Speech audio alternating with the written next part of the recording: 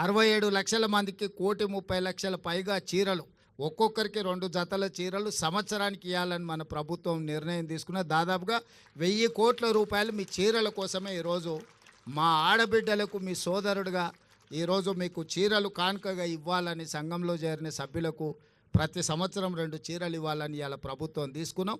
వాటి కూడా చాలా నాణ్యతతోని గతంలో పిట్టలను బెదిరించడానికి పొలాల కాడ కట్టే చీరలు ఇచ్చారు. చీరలు ఇవ్వగానే తీసుకుపోయి మన జొన్నసేన్ కాడనో లేకపోతే మన సద్దసేన్ కాడనో, మన దగ్గర ఎక్కువ కదా పిట్టలు వాళ్ళకుంటూ ఉండడానికి అవి తీసుకొని పోయి బెదురు కోసం కట్టేటోళ్ళం.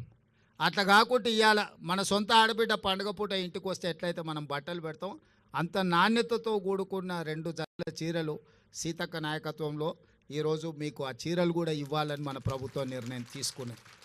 ఇవన్నీ కూడా మీ ఆశీర్వాదం ఉండబట్టి, మీరు అండగా నిలబడబట్టే ఇన్ని కార్యక్రమాలను మనం చేసుకుంటున్నాము.